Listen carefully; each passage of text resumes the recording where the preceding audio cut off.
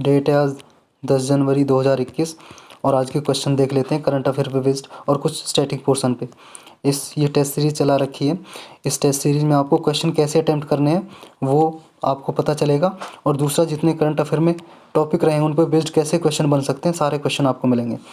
तो कुछ मैं करंट अफेयर कराता हूँ, उसके बेस्ड पे ही करंट अफेयर होंगे, और कुछ करंट अफेयर के टॉपिक में जो कवर नहीं हो पाते हैं उससे भी क्या है कि इसमें जो टॉपिक करंट अफेयर पे कवर नहीं हुए हैं वो क्वेश्चन के माध्यम से कवर करने की कोशिश करेंगे हम। तो स्टार्ट करते हैं। फर्स्ट क्वेश्चन क्या है? Lampedusa island sometime seen in news is located in. ये लैम्पेडूसा आइलैंड न्यूज़ में रहता है जी, कुछ समय पहले भी न्यूज़ में था और अक्सर न्यूज़ में रहता है। तो ये कहाँ पे लोकेटेड है ये बताना आपको। मेडिटेरियन सी में, रेड सी में, ब्लैक सी में, कैस्पियन सी में। इसका आंसर है जी ये मेडिटेरियन सी में। ये आइलैंड है जी, आप देख लो, ये आपका मेडिटेरियन सी है। यहाँ पे ये यूरोप है कॉन्टिनेंट, ये इधर का है साउथ अफ्रीका, और इधर आपका एशिया है। देखो यहाँ पे ग्रीस है, ये इटली है, इधर यहाँ पे तुनीसिया, अल्जीरिया, अफ्रीकन नेशन है, लीबिया, और ये बीच में आपका मेडिटेरियन सी, इसमें है ये आइलैंड। इस आइलैंड का नाम क्या है? लैम्पेडूसा। ये किसका है? इटली का आइलैंड है। ये यहाँ पे ये छोटा सा दिखाई दे रहा है ना आपको, ये बिंदी सी दिखाई दे रही होगी छोटी सी, ये इटली का आइलैंड है ये। तो कहाँ पे? मेडिटेरियन सी पे, और किसका है? इटली का। तो चलते हैं नेक्स्ट पे। नेक्स्ट क्या है? नेक्स्ट है जी आपका पॉलिटिक्स से related. Who can remove the जज of the supreme court. Supreme court के जज को कौन रिमूव कर सकता है ये बताना है आपको। कौन करता है बताइए जी। आपके ऑप्शन दिए गए हैं। First, chief justice of supreme court. Supreme court का चीफ जस्टिस हटा सकता है क्या सुप्रीम कोर्ट के जज को? या ओनली प्रेसिडेंट हटा सकता है, या ओनली पार्लियामेंट, या बोथ पार्लियामेंट एंड प्रेसिडेंट, कौन हटा सकता है बताओ जी। इसका आंसर है जी ओनली पार्लियामेंट हटा सकती है उसको, पार्लियामेंट। और पार्लियामेंट किस किस से मिलकर बनती है आपको पता है ना? लोकसभा, राज्यसभा और प्रेसिडेंट, इन तीनों को मिला के बोलते हैं पार्लियामेंट। तो ये हटा सकती है। और यहाँ पे कहीं बोथ पार्लियामेंट और प्रेसिडेंट, प्रेसिडेंट का यहाँ पे मतलब आ जाएगा अकेला प्रेसिडेंट। अकेला प्रेसिडेंट तो अकेला होता है, मतलब काउंसिल ऑफ मिनिस्टर की एडवाइस पे काम करता है। लेकिन सिर्फ प्रेसिडेंट की बात हो, इसमें पार्लियामेंट नहीं आता ना, तो दोनों नहीं हटा सकते, समझे? पार्लियामेंट हटा सकता है। तो इसका आंसर हो जाएगा सी। रिमूव कैसे करते हैं? दोनों, जो लोकसभा राज्यसभा में रिजोल्यूशन लाया जाता है, लोकसभा और राज्यसभा में, और उसे टू थर्ड मेजोरिटी मतलब टू थर्ड मेजोरिटी से पास किया जाता है, यानी कि स्पेशल मेजोरिटी से पास किया जाता है। दोनों हाउस में पास करेंगे, जितने भी मेंबर हैं उसके टू थर्ड से ज़्यादा मेंबर उस पर वोट करेंगे, तभी वो रिमूव होगा लोकसभा राज्यसभा से, और प्रेसिडेंट के पास जाता है। प्रेसिडेंट फिर उसमें मोहर लगा देता है, स्टंप लगा देता है, और फिर रिमूव हो जाता है। नेक्स्ट क्या है? नेक्स्ट है जी consider the following statements regarding Gangetic dolphin. Gangetic dolphin मैंने आज ही अपने करंट अफेयर में पढ़ाया है, आपने नहीं देखा है तो जाके पहले करंट अफेयर का वो देखिए, क्लास देखिए, लेक्चर देखिए, बहुत ही अच्छा बना है, तो फिर अटेम्प्ट करिए। गंगेटिक डॉल्फिन क्या है? स्टेटमेंट दी गई है, ये बताना है कौन सी करेक्ट स्टेटमेंट है। फर्स्ट क्या है? It is the national aquatic animal of India. ये इंडिया का राष्ट्रीय जलीय पशु है, नेशनल एक्वाटिक एनिमल। सेकंड क्या है? It's IUCN status is critically endangered. IUCN की जो रेड लिस्ट है उसमें इसका स्टेटस है क्रिटिकली एंडेंजर्ड में डाला हुआ है। आपको करेक्ट बताना है कौन सा, 1 2 दोनों या दोनों गलत हैं, बताओ जी। देखो जी, पहला सही है, नेशनल एक्वाटिक एनिमल हमारा यही है गंगेटिक रिवर डॉल्फिन। लेकिन सेकंड गलत है, ये क्रिटिकल एंडेंजर्ड नहीं है बल्कि सिर्फ एंडेंजर्ड कैटेगरी में डाला हुआ है। तो हमारा आंसर हो जाएगा ए करेक्ट आंसर हो जाएगा। और ये याद रखना, जो गंगेटिक रिवर डॉल्फिन है कहाँ पे? गंगा, ब्रह्मपुत्र, मेघना रिवर और उनकी ट्राइब्यूटरी में सब में मिलती है। स्टेटमेंट में आ जाए सिर्फ गंगा में मिलती है, गलत हो जाएगा। ब्रह्मपुत्र में भी मिलती है, मेघना में मिलती है। मेघना कहाँ पे? बांग्लादेश में रिवर है। नेक्स्ट कहाँ है? नेक्स्ट है जी हमारा Galathea national park and the Campbell Bay national park are part of. ये बताना है जो दो नेशनल पार्क हैं, गालाथिया नेशनल पार्क और कैंपबेल नेशनल पार्क, ये कौन से बायोस्फीयर रिजर्व के पार्ट हैं, कौन से बायोस्फीयर के हिस्से हैं बताओ। फर्स्ट है जी Nanda Devi biosphere reserve, B है Dibru Saikhowa biosphere reserve, great Nicobar biosphere reserve, और डी है आपका पचमाड़ी, इसको पंचमढ़ी भी बोलते हैं, पचमाड़ी बायोस्फीयर रिजर्व। तो बताइए कौन से बायोस्फीयर रिजर्व का पार्ट है? इसका आंसर है जी सी, ग्रेट निकोबार बायोस्फीयर रिजर्व का पार्ट है। नेशनल पार्क इस बायोस्फीयर के अंदर ही आते हैं। बायोस्फीयर रिजर्व के बारे में मैंने पूरा डिटेल में एक लेक्चर बनाया हुआ है। आप नीचे करंट विद जीएस लिखा हुआ है, उस पर क्लिक करेंगे तो प्लेलिस्ट में जाएंगे तो वहाँ पे लिखा हुआ है कि प्लेलिस्ट में जाओगे तो वहाँ पे मिल जाएगा बायोस्फीयर रिजर्व का टॉपिक। वो 40 मिनट का लगभग वीडियो है। उसमें सारे बायोस्फीयर जो जितने भी बायोस्फीयर रिजर्व हैं 18, उनके बारे में डिटेल में बताया गया है, कहाँ कहाँ पे लोकेटेड है, कौन कौन से जानवर पाए जाते हैं और कौन कौन से नेशनल पार्क वगैरह, कौन कौन सी वाइल्ड लाइफ सेंचुरी हैं, उसमें डिटेल में बताया हुआ है। आप वो देख लोगे तो सारे बायोस्फीयर रिजर्व एक वीडियो में याद हो जाएंगे आपको। तो ये मैंने अच्छे से कराया हुआ है। ये कहाँ पे, ग्रेट निकोबार बायोस्फीयर रिजर्व में। नेक्स्ट क्या है, नेक्स्ट है जी आपका consider the following statement. Following statement को कंसीडर करना है और आपको ट्रू स्टेटमेंट बतानी है। करेक्ट स्टेटमेंट कौन कौन सी है। स्टेटमेंट फर्स्ट है जी आपकी, carbon neutrality refers to achieving net zero carbon dioxide emission.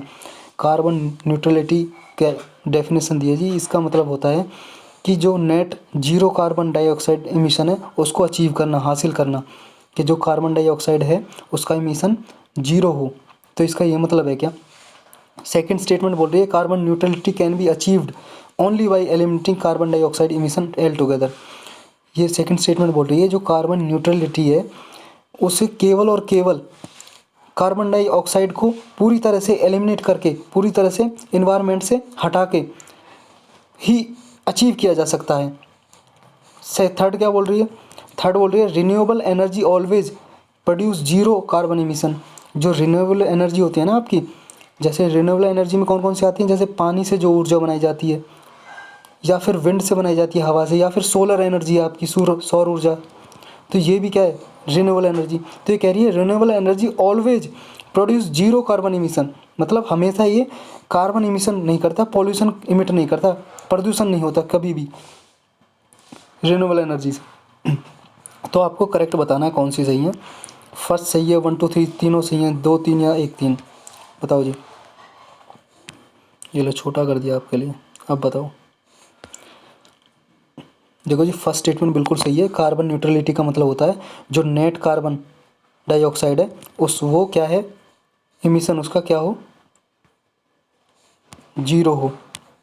कैसे, मान लो कोई कंट्री मान लो इमिट कर रही है, पॉल्यूशन इमिट कर रही है जितना भी, और इतना जितना पॉल्यूशन वो इमिट कर रही है ना, उसके बराबर ही क्या है कि वो कंट्री क्या है, एब्जॉर्ब भी कर रही है, ज़्यादा पेड़ पौधे लगा रही है, ट्री प्लांट लगा रही है, और कुछ ऐसे मेजर्स ले रही है ताकि पॉल्यूशन को कम किया जा सके।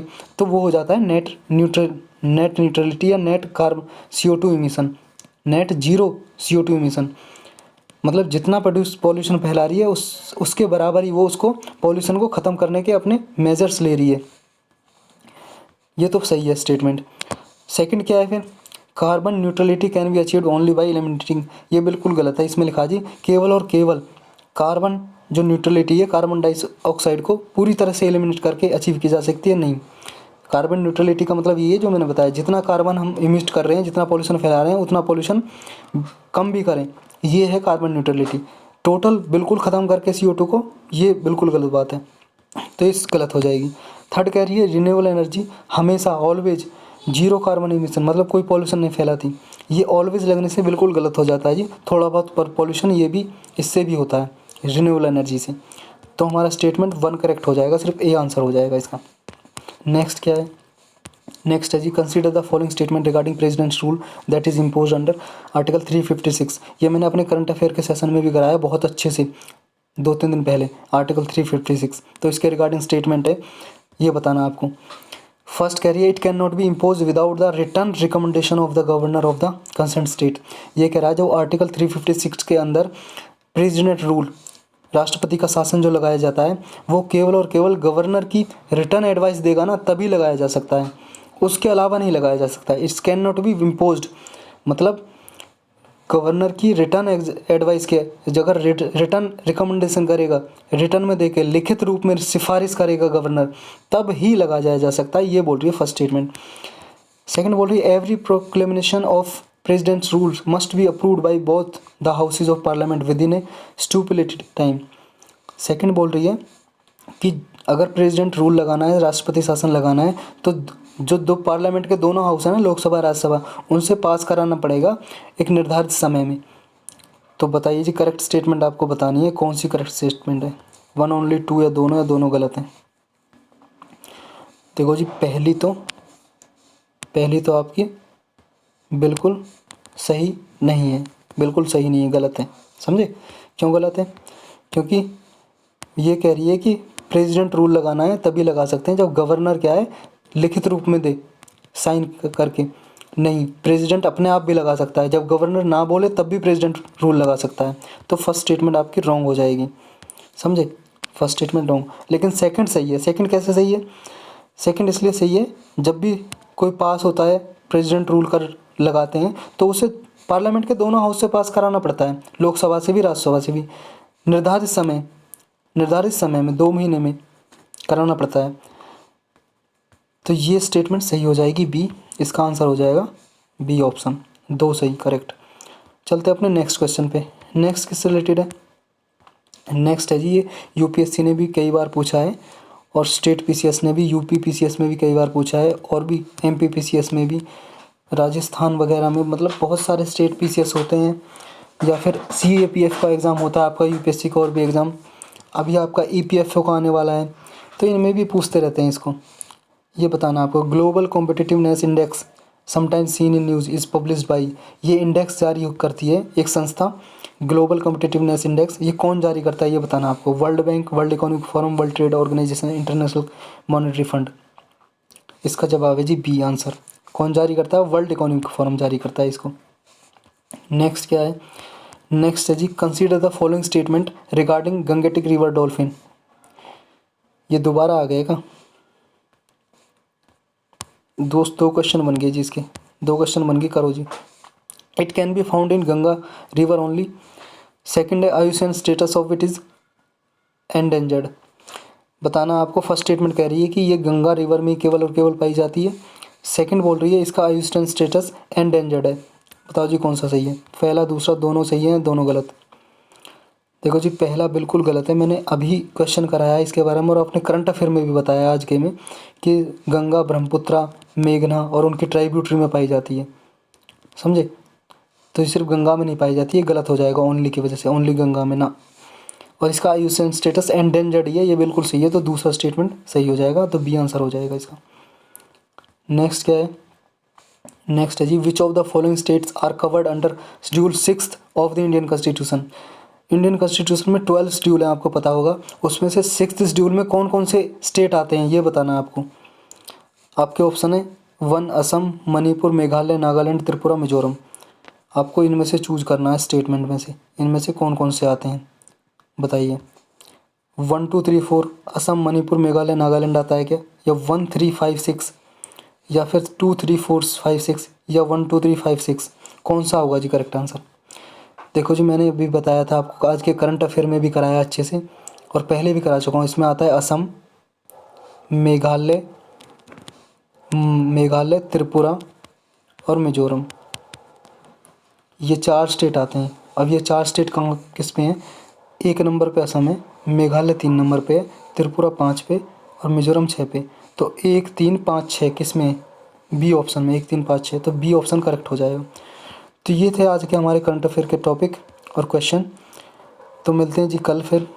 आज का टॉपिक यहीं पे। Thank you for watching. Thanks for watching.